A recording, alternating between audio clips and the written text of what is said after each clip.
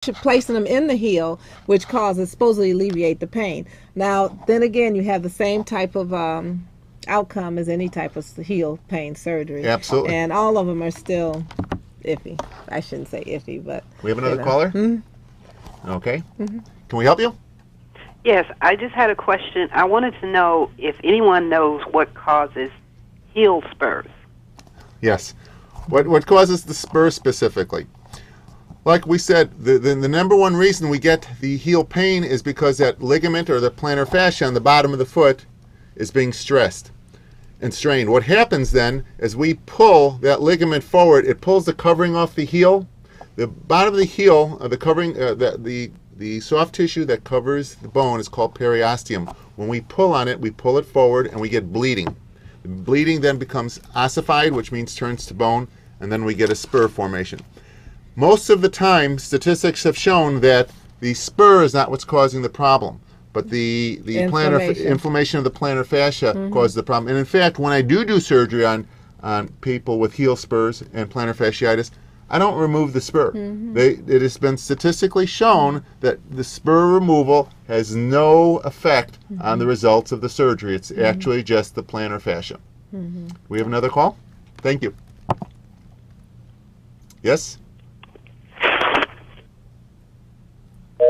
Oh, well. Oh, they hung up. That's all right. So anything else you want to talk about? You wanted Sure. to say something about topaz treatment. Well, that is a new modality we're starting to utilize now. It's actually radio frequency. And what topaz actually does is cause inflammation of the plantar fascia. A small incision of about 1 inch is made on the inside part of the heel. We then go down to the plantar fascia, that ligament, and we put a little wand on that area. It looks like the tip of a pen. And we puncture 9 little holes in the plantar fascia. And what that does is cause inflammation. By causing inflammation, cause increased blood supply to the area, carries away the inflammation, and thus gets the heel to And how have you heal. found that to work? The jury's still out. It Okay. hasn't been out long enough to statistically show anything. I think we have another caller. Can we help you? Hello. Hello. Welcome to Feet Forward. Oh, hi. How are you? All right. How about yourself? Good. I've been seeing a podiatrist, and I tore my Achilles tendon, and he said I had like a 1.5 centimeter tear. Yep. Medium tear. Centimeter tear. Okay, And, how old are you? Put me in a boot. Okay. Turn down your TV. You may get less feedback.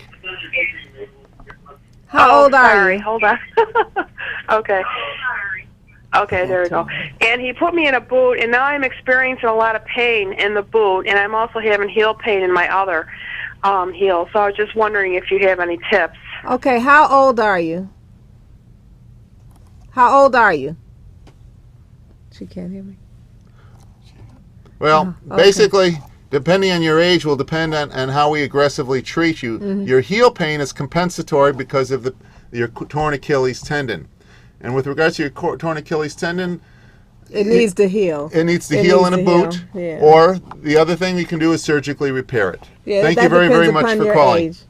Okay. Well, we're just going to wrap up our first of hopefully many, many shows called Feet Forward, sponsored by the Illinois Podiatric Medical Association. Our next show will be on, I think it's Wednesday, March 26th, and we're looking forward to introducing more stuff to you. And please visit our website at IPMA.net and call the Illinois Podiatric Medical Association at area code 312-427-5810.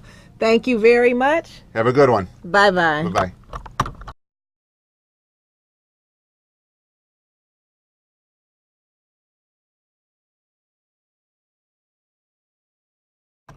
Hello, and welcome to our first edition of Feet Forward. This is the first of many shows sponsored by the Illinois Podiatric Medical Association. Our next show will be on March 26th. My name is Ken Jacoby, and I'm a podiatrist practicing in Elgin, Illinois. And you are? Dr. John Dale Jenkins. I've been practicing on the south side of Chicago for 20 years. John Dell and I have been friends for many years. I'm the head of PR for the state of Illinois for podiatry, and John Dell is a illustrious past president of the Illinois Podiatric Medical Association.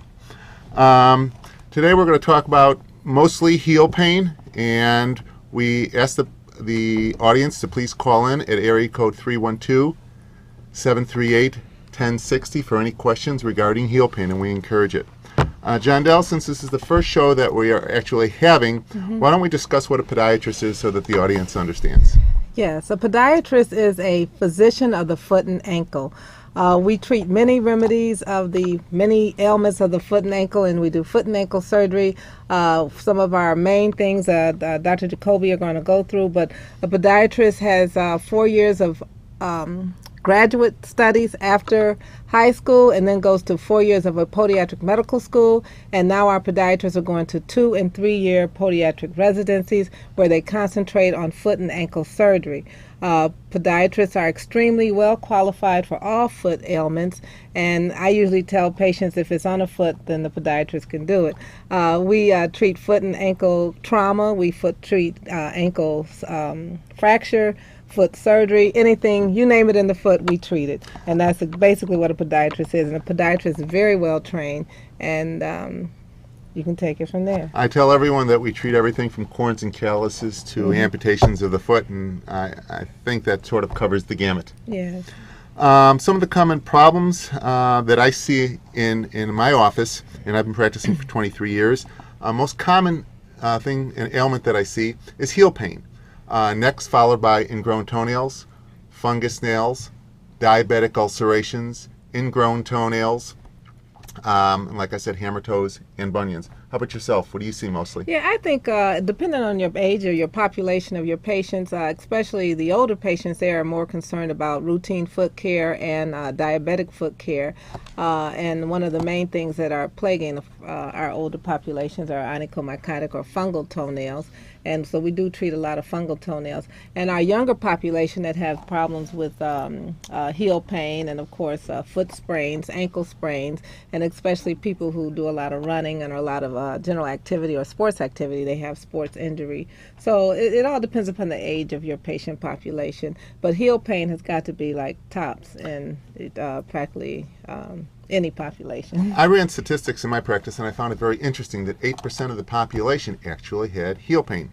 I found that most of the common causes of this was obesity, and I also found that people who had flat feet or an overpronated or flat foot or a high arch foot, as we call it, pes cavus feet, came in with the same type of symptoms.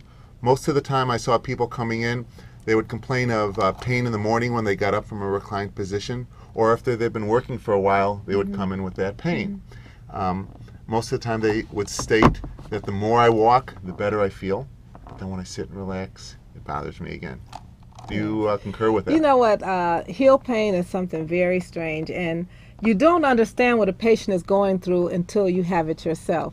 When I put on some weight myself, when I gained a good 10, 15 pounds last Christmas, not this past Christmas, I woke up one morning and it was the most terrible pain in the world. Heel pain is a terrible pain, and it's very common in women. It's very common in women who have recently gained a lot of weight. It's very common in pregnant women. Do you want me to put on the overhead? This is my model foot.